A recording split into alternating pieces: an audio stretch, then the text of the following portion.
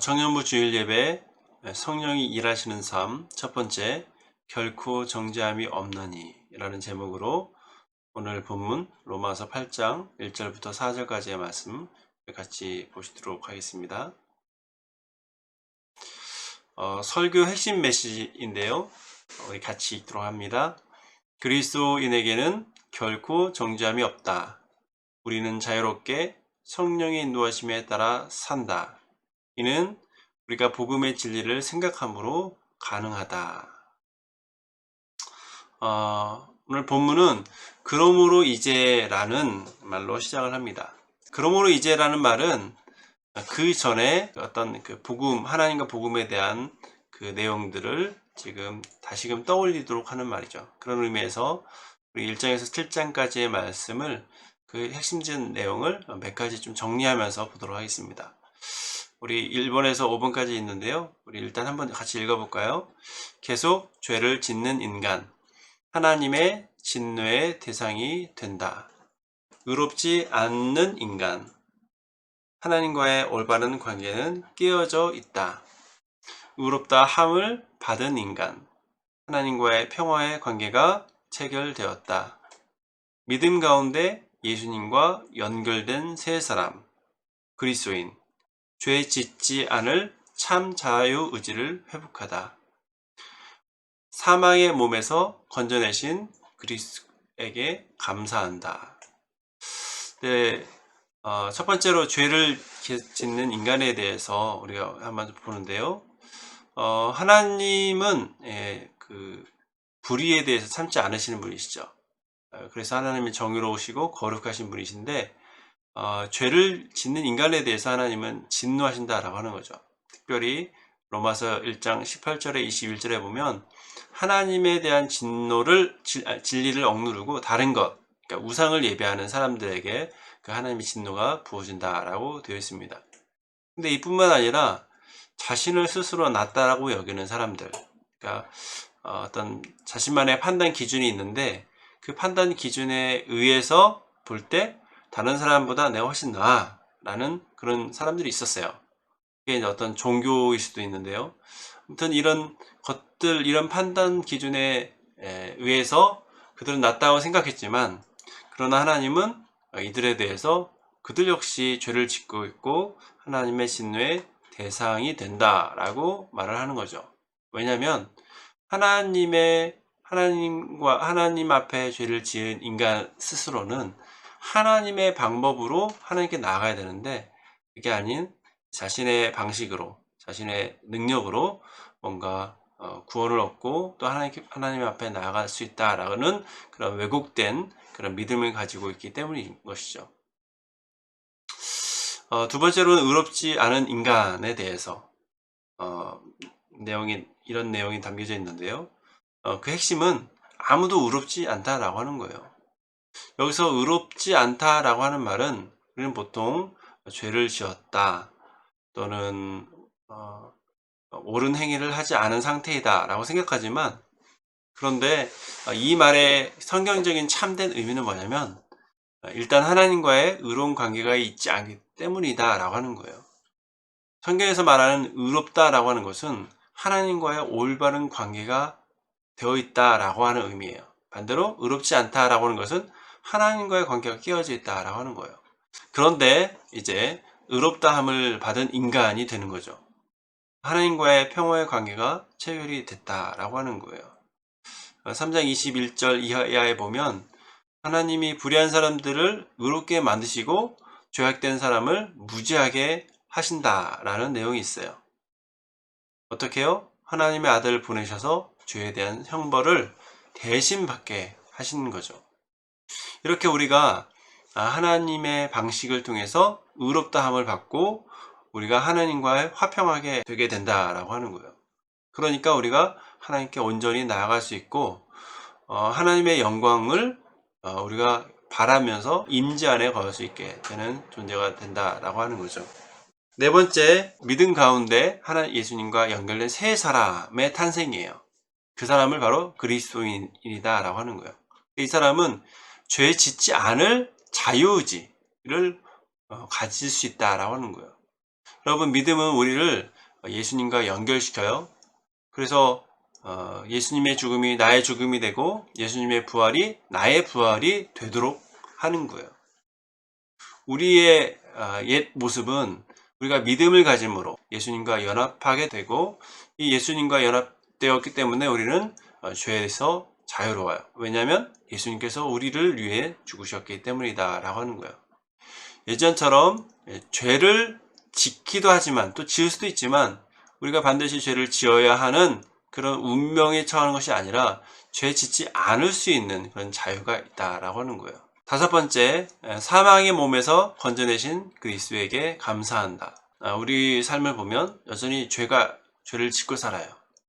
우리 죄는 우리 안에 남아 있어요. 그래서 새로운 어떤 정체성을 가지고 있는 우리를 계속 흔들고 있어요.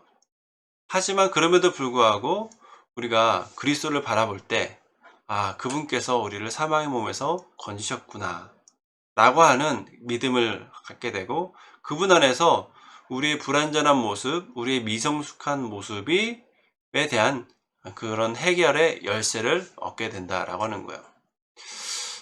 이렇게 로마서 후반부는 이제 8장을 통해서 우리가 예수 그리스도 안에서 회복된 참 자유의지를 가지고 있고, 또 그것을 우리 삶 가운데 온전히 사용하려면 성령님의 일하심에 나를 내어 맡겨야 된다라고 하는 것들을 지금 말을 하고 있는 거죠. 로마서 8장 1절 우리 같이 읽겠습니다.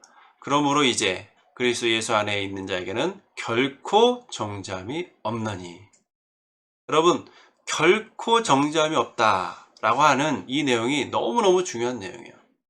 여러분, 이 말은 뭐예요? 책임이나 처벌로부터 자유롭다라는 의미예요. 여러분이 어떤 혐의에 대해서, 어떤 일에 대해서 고소 고발을 당할 수가 있어요. 하지만 그 결과 유죄 처벌을 받는다라고 하는 거 아니에요. 우리는 무죄하고, 또 우리를 고발하는 사람에게 우리는 무고죄로 고발할 수 있어요. 왜냐하면 우리는 하나님께서 예수님을 통해서 그분의 대신 죽으심을 통해서 우리는 정죄함과는 상관없는 사람이 되었기 때문이다 라고 하는 거예요. 그러니까 우리가 예수 그리스도를 믿는 한 누구든지 하나님의 고발이나 하나님으로부터의 그 벌을 두려워할 필요가 없다는 사실을 여러분 분명하게 기억하셔야 됩니다. 두 번째로, 우리가 정죄에서 벗어남과 회개의 차이점을 명확하게 이해했으면 좋겠어요.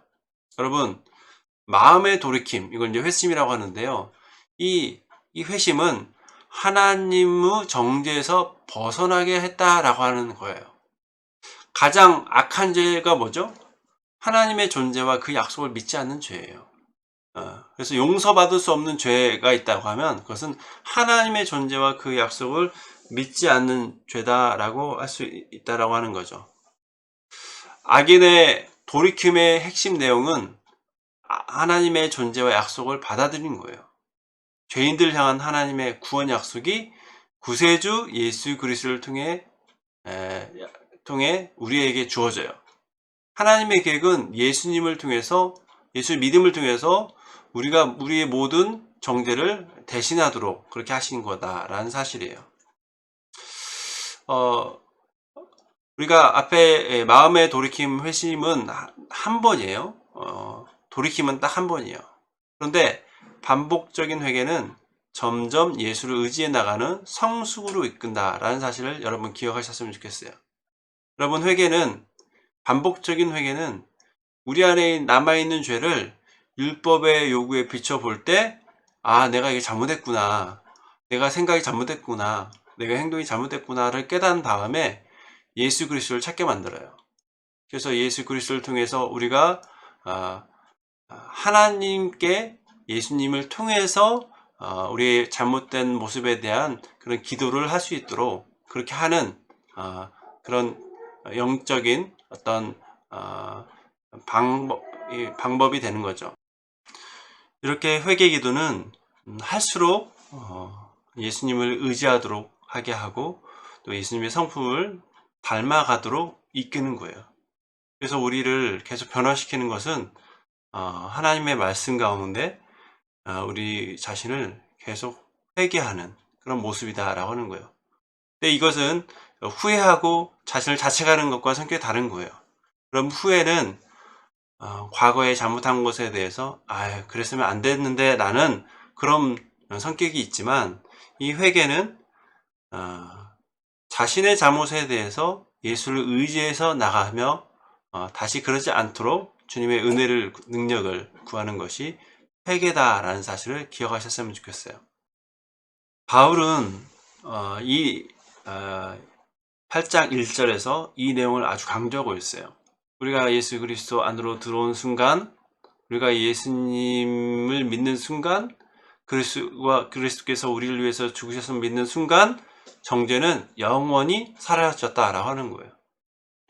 그렇기 때문에 우리의 그 다음 행위는 상관이 없는 거예요. 예수 믿은 다음에 그 행위는 상관이 없어요. 우리가 예수 그리스도 안에 있으므로 우리는 다시 고발되지 않고 오직 하나님께 용납되고 또 하나님께 환영만 남겨지게 되었다라고 하는 거예요. 이제 성령의 법이 모든 그리스도인들을 위해 한 일에 대해서 나와 있는데요. 2절에 보면, 이는 그리스도 예수 안에 있는 성령의 법이 죄와 사망의 법에서 너를 해방하였습니다. 여러분, 2절 죄와 사망의 법에서 여러분을 해방했다라고 합니다. 여러분, 법은 몰아가는 힘이에요. 죄, 사망으로 몰아가는 그런 힘이 있는데, 그런 죄와 사망이 몰아가는 그 힘에서 벗어나서 성령께서 우리를 몰아가는 그런 힘으로 바뀐다라고 하는 거예요. 성령의 법이 우리를 생명으로 몰아가고 또 생명으로 갈 수 있도록 지배한다라고 하는 거예요. 더 이상 우리는 죄의 권세에 있지 않아요. 죄를 짓지 않는다는 말이 아니에요. 죄의 권세 아래에 있지 않기 때문에 더 이상 죄와 사망이라는 열매를 맺지 않는다라고 하는 말이에요. 여러분, 이제 성령의 법이 그리스도인을 지배하게 되어 생명과 평안을 낳게 되는 것이 6절에 또한 나와 있어요. 그동안 율법이 할 수 없었던 일은 무엇이고 이유는 무엇입니까? 에 대해서 우리가 한번 생각해 보고자 하는데요. 율법을 따르려고 애쓰는 것이 우리를 정죄받지 않는 상태로 만들지 못한다 라고 하는 것이 이제 3절의 내용이에요. 육신이 육신으로 말미암아 연약하다 라고 하는 거예요. 또한 죄에 대해서 저항할 수 있는 능력을 갖도록 율법은 하지 못한다 라는 내용이에요. 그래서 우리는 죄인이고 율법은 죄의 권세를 증가시킬 뿐 죄의 권세를 없애지 못했어요. 하지만 이제는 그렇지 않다라고 하는 거예요. 하나님은 그것을 어떻게 하셨는가? 바로 이것이 하나님의 구원 계획이고 복음의 핵심인데요. 첫 번째로 아들을 보내고 인간이 되게 하시고 또 속죄 제물을 삼으셔서 죄의 빚이 십자가에서 청산되게 하신 거예요. 두 번째로 하나님은 죄인들에게 예수님이 하신 일을 통해서 성령 가운데 구원받도록 믿음을 선물로 해 주셨다라고 하는 거예요. 세 번째로 이 믿음을 주시는 성령께서 우리 안에 능력으로 일하신다라고 하는 거예요. 그래서 이제는 율법의 의로운 요구를, 하나님의 요구를 충족시키게 하신다라고 하는 것이 4절에 있는 내용이에요. 우리 로마서 3절, 4절에 보면 율법이 육신으로 말미암아 연약하여 할 수 없는 그것을 하나님은 하시나니 곧 죄로 말미암아 자기 아들을 죄 있는 육신의 모양으로 보내어 육신의 죄를 정하사 육신을 따르지 않고 그 영을 따라 행하는 우리에게 율법의 요구가 이루어지게 하려 하심이니라. 여러분, 하나님의 구원은 율법의 완성을 향하는 구원이다 라는 사실을 기억하셨으면 좋겠어요. 우리가 구원받고 우리가 방종한 삶을 살아가도 된다 라고 하는 것은 기독교적인 구원이 아니에요. 그거는요, 이단적인 구원이에요. 흔히 말해서 구원파적인 구원이에요.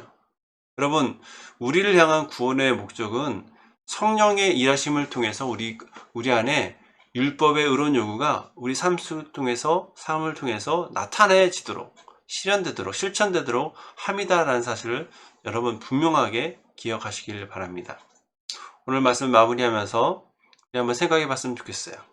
1절, 결코 정잠이 없다라는 진리가 과연 여러분에게 해방감을 주고 감사를 느끼게 하고 또 여러 하나님의 뜻대로 살게 동기부여를 하고 있습니까?